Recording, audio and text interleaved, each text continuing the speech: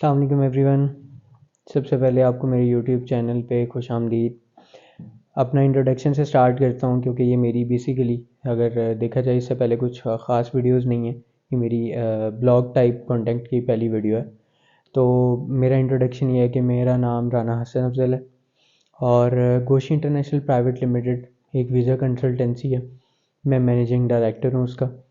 हम ऑपरेट कर रहे हैं चूनिया डिस्ट्रिक्ट कसूर में और इंशाल्लाह ताला आने वाले कुछ दिनों में हम इस्लामाबाद शिफ्ट कर रहे हैं अपना ऑफिस। ये मेरा शॉर्ट सा इंट्रोडक्शन है। ट्रैवलिंग के रिलेटेड थोड़ी सी हिस्ट्री है मेरे पास, कुछ ख़ास नहीं है, लेकिन अल्हम्दुलिल्लाह एक्सपीरियंस की बात करें तो हम उम्रा से लेके विज़िट वीज़ास और स्टडी वीज़ास और इसके साथ साथ अल्हम्दुलिल्लाह जो है वो यूरोप के और कनाडा की फ़ाइलिंग, अमेरिका की, यूएस की, यूके की फ़ाइलिंग हम करते हैं और उसके रिलेटेड आपको रिव्यूज़ जो है वो हमारे गूगल पे मिल सकते हैं। तो स्टार्ट करते हैं शॉर्ट। आज का टॉपिक हमारा है दुबई का freelance visa. Basically freelance visa होता क्या है, फ्रीलांस वीज़े के बारे में मार्केट में कैसी जो है वो बातें चल रही हैं, मार्केट में क्या इसके रिलेटेड फ्रॉड्स हैं, मार्केट में इसके रिलेटेड क्या काम हो रहा है और फ्रीलांस बेसिकली होता क्या है। मतलब जो आपको बताया जाता है आपके आगे, मतलब ऑप्शन रखी जाती है कि अच्छा आप जा रहे हैं तो आप फ्रीलांस वीज़े पे चले जाएं, तो बेसिकली है क्या। तो थोड़ा सा शॉर्ट करके भी इसे बताना चाहूँगा और कुछ पॉइंट्स हैं जिन पर टाइम लगेगा, तो काइंडली वीडियो एंड तक देखिएगा।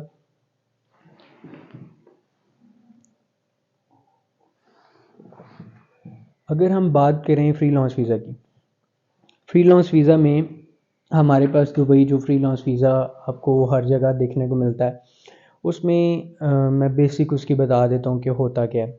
आपको किसी भी कंपनी में एक एज अ हायरिंग कोई भी प्रोफेशन के तौर पे आपको हायर किया जाता है। और ये पेपर वर्क बता रहा हूँ आपको। आप हायर हो गए हैं, उसके बाद जो है वो आपका जो है वो उसी कंपनी के थ्रू आपका मेडिकल वगैरह होगा, आपके टोटल डॉक्यूमेंट्स क्लियर होंगे, उनकी जो है वो डॉक्यूमेंट्स में आप उनके एम्प्लॉय हैं। तो जब आप वहाँ चले जाएंगे, आप अपनी डॉक्यूमेंट्स वगैरह कंप्लीट कर लेंगे, आपकी एमरेट्स आईडी बन जाएगी। एमरेट्स आईडी क्या होता है ये भी आगे बता देता हूँ आपको। तो जब आपकी एमरेट्स आईडी वगैरह कंप्लीट हो जाएगी, वही कंपनी जिससे आपने वीज़ा लिया होगा या किसी भी प्रोफेशन का वीज़ा, वो आपको एक एनओसी दे देगी। So what is NOC? NOC basically no objection certificate. ये किसके लिए होता है? No objection certificate is for कि आप कहीं पे भी काम कर सकते हैं, कंपनी की बाउंड्रीज़ में नहीं है आप, मतलब आप बाउंड नहीं है, you are not bound to work in the company और you are basically free of contract. कि मतलब आपका कोई उनके साथ कॉन्ट्रैक्ट नहीं है कि आप भाग जाएंगे तो कंपनी आप पे केस कर देगी। दीज ऑल द स्टफ ये आपने मार्केट में सुना होगा। जैसे कि वर्क वीज़ा के रिलेटेड होता है कि बंदे के लिए ज़रूरी होता है कि उसने 6 महीने कंपनी के साथ काम करना है, अदरवाइज़ पेनल्टी चार्ज करते हैं। मैं जस्ट एग्जांपल दे रहा हूँ आपको, जो कि 5,000 से 10,000 दिरहम जी, कि अगर बंदे ने हमारे साथ काम नहीं किया तो हम इतना चार्ज करेंगे। तो अब बेसिकली जब आपको वो एनओसी जारी कर देते हैं तो you are free to move anywhere in Dubai. आप कहीं पे भी काम करें, उन्हें इससे कोई प्रॉब्लम नहीं है। बेसिकली उस वीज़ा पे फिर आप, क्योंकि आपके पास एमरेट्स आईडी बन जाती है आपकी, एक टेम्परेरी रेजिडेंस आप कह सकते हैं। मुस्तकिल जैसे होता है पता, और एक होता है जैसे मुस्तकिल नहीं है, परमानेंट नहीं है। परमानेंट लोग समझ जाएंगे। मैं थोड़ा उर्दू को बेसिक लेवल पे इसलिए चीज़ों को समझा रहा हूँ क्योंकि देखने वाले लोगों में हमारे बैकवर्ड एरियाज़ में से बहुत से लोग हैं जो जाना चाह रहे हैं काम के लिए। ठीक है, तो मैं उसके बारे में भी आगे बताता हूँ कि दुबई जो है वो फ्रीलांस वीज़ा आपके लिए कितना को वैलिड है, कितना आपके लिए अच्छा है, आपको जाना चाहिए कि नहीं जाना चाहिए। अच्छा, उसमें जो है वो आपकी एमरेट्स आईडी बन जाती है। You are basically a temporary resident for starting, जो उसकी टाइमिंग है, टाइम ड्यूरेशन है वीज़ा की, वो 2 साल है। आप 2 साल के लिए दुबई में रह सकते हैं, काम कर सकते हैं, बैंक अकाउंट ओपन कर सकते हैं। You are basically temporary resident. आप कंपनी के डॉक्यूमेंट्स में उनके एम्प्लॉय हैं, जो कि वो आपकी इवन आपकी सैलरी भी उसमें डिसाइड होती है। अगर आप मैनेजर लेवल के हैं तो आपकी 5-7 हज़ार 8 हज़ार दिरहम तकरीबन ये सैलरी जो है वो कंपनी क्लेम करती है। उसका जो है वो मतलब आपका वो एक हिस्ट्री बनती है कि आप इतने साल रहे हैं कंपनी के पास, आपकी ये सैलरी भी रही, आपकी इस सैलरी पे आप अपॉइंट हुए थे। तो बेसिकली इस वीडियो में मैं ट्राई करता हूँ कि मैं ईच एंड एवरीथिंग कवर कर दूँ। आपको इस के रिलेटेड जो भी क्वेश्चन होना वो मैं इसमें कंप्लीट बता दूँ आपको, ठीक है। तो उसमें जो है वो आपकी एमरेट्स आईडी बन गई है, now you are legally legal to live in Dubai. आप किसी भी जो है वो स्टेट में जा सकते हैं, काम कर सकते हैं, जैसे कि आप अबू धाबी जा सकते हैं, शारजा जा सकते हैं, बेसिकली यूएई की बात कर रहा हूँ मैं। तो उसमें अब एक सेकंड चीज़ ये है कि आप बिज़नेस नहीं कर सकते। ये बेसिकली एम्प्लॉयमेंट वीज़ा होता है, ठीक है, फ्रीलांस वीज़ा। अब इसमें कोई कारोबार नहीं कर सकते, कोई शॉप नहीं बना सकते, कोई छोटा मोटा काम आप इस तरह का नहीं कर सकते जो बिज़नेस कैटेगरी में आता है। ये बेसिकली आपको एम्प्लॉयज़ की कैटेगरी में ही रखा जाता है, ठीक है। तो उसमें आप बैंक अकाउंट ओपन करवा सकते हैं और मतलब एज़ यूजुअल आप कहीं पे भी जॉब कर सकते हैं, डजेंट मैटर कि वो आपको कोई भी आप वो इलीगल होंगे नहीं, आप लीगल होंगे, आप कहीं पे भी काम कर सकते हैं। ये थोड़ा सा वाइड हो गया, मैं इसे क्लोज़ करता हूँ। अच्छा, इसमें अब सेकेंडली दुबई फ्रीलांस वीज़ा आपके लिए अच्छा क्यों हो सकता है और आपके लिए बुरा क्यों हो सकता है, इस पे बात करते जाएं।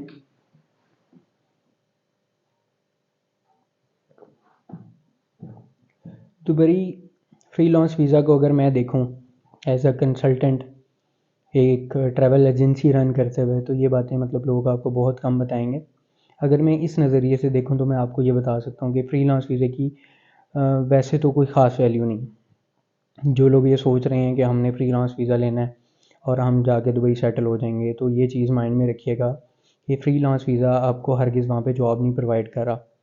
आपके पास जॉब नहीं है, सबसे पहले आप जाएंगे, आपको रहाइश के मसले हैं, आपको वहाँ पे अच्छी सी रहाइश ढूंढनी पड़ेगी, फिर रहना पड़ेगा।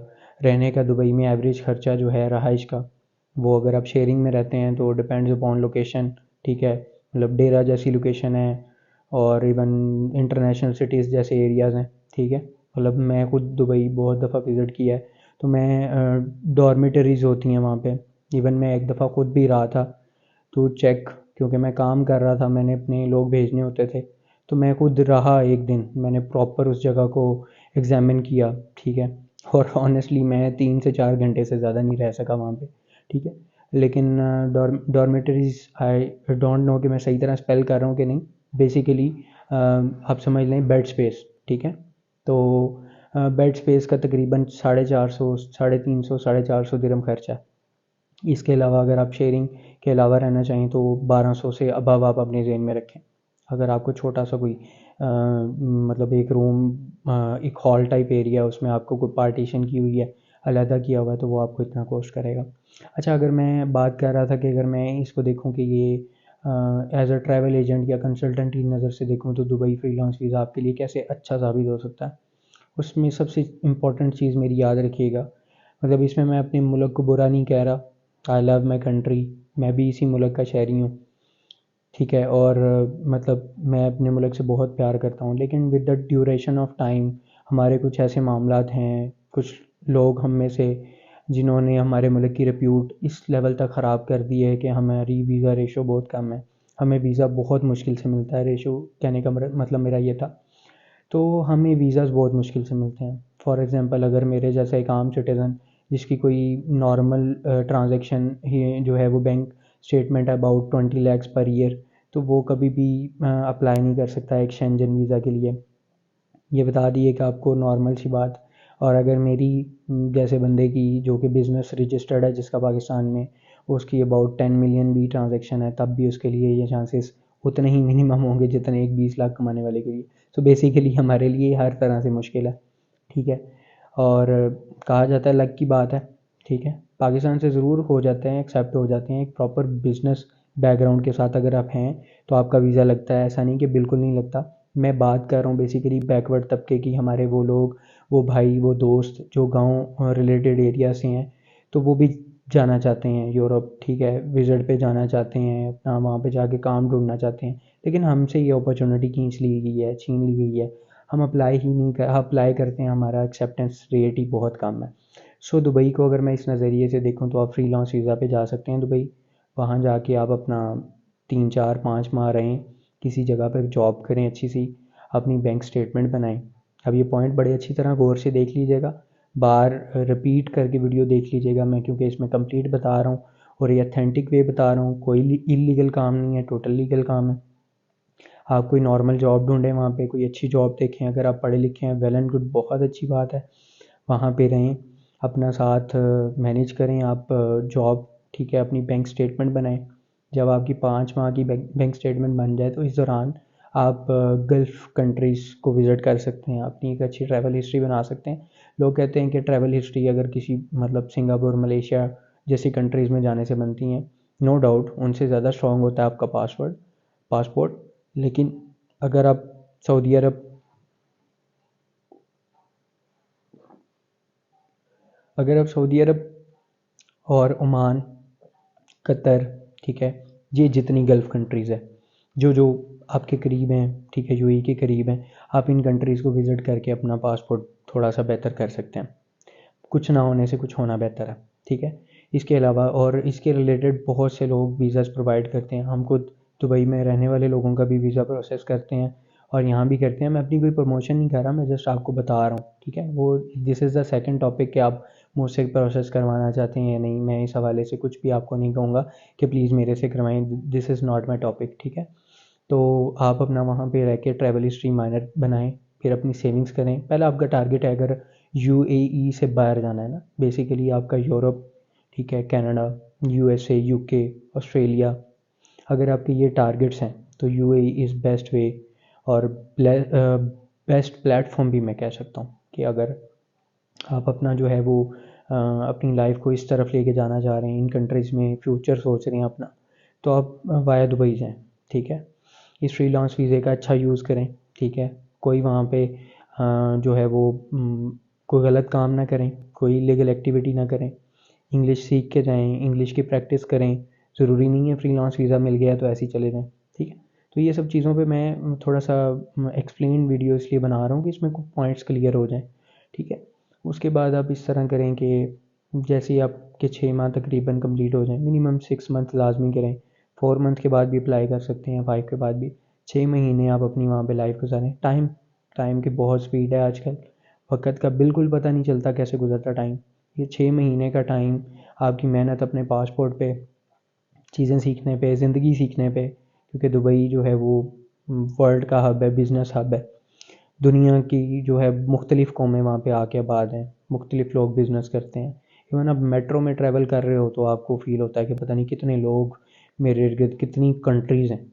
तो आप वहाँ से चीज़ें सीखें, रहना सहना, तमीज़, उठना बैठना, ठीक है। क्योंकि जब आपने जाके आबाद होना है किसी ऐसे मुल्क में, यूरोप की किसी कंट्री में, तो वो पाकिस्तान जैसा नहीं है। It is totally different culture, different people, ठीक है। इवन वहाँ के रीति रिवाज भी हमारे यहाँ से हज़ार गुना डिफरेंट है, ठीक है।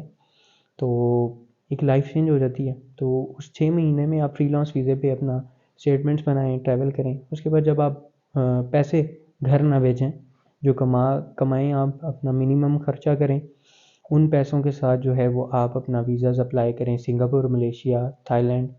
थाईलैंड चले मैं नहीं कहता, ठीक है, वो मतलब हम जैसे लोंडे लपाड़ों के लिए बड़ा घूमने की जगह है जी, लेकिन नहीं, हमें ट्रैवल हिस्ट्री से मतलब है, हमने घूमने फिरने से मतलब नहीं है। वो जब स्टेबल हो जाता है इंसान तो फिर सब चीज़ें अच्छी लगती हैं, वेल्थ के साथ हेल्थ है और सब कुछ है।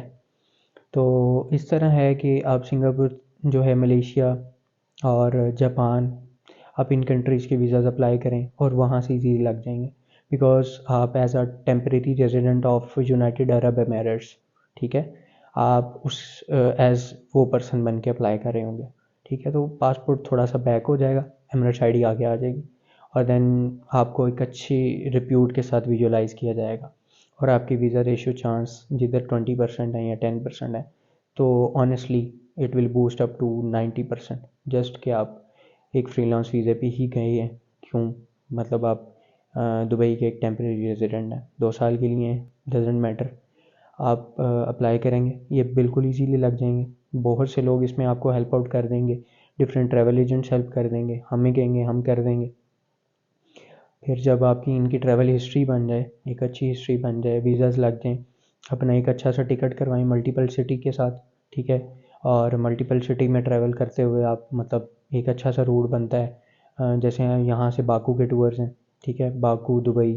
तो ये ना बेसिकली एयरलाइंस के रूट्स हैं, तो आपको रूट वाइज एक अच्छी टिकट मिल जाएगी। सस्ती तो नहीं मिलेगी, अगर मैं पाकिस्तान की बात करूँ तो, मैं 2-3 कंट्रीज़ की बात करूँ तो वन साइडेड टिकट ही आपका तकरीबन 3 लाख तक बन जाएगा, 3.5 लाख तक। तो रिटर्न डाल के 7 लाख, तो ये आपको वहाँ पे कमाने पड़ेंगे, ये वहाँ पे जोड़ने पड़ेंगे, ठीक है। और यहाँ पे तो लोग जो है फ्री यूरोप के नाम पे लाखों देने के लिए भी तैयार हैं।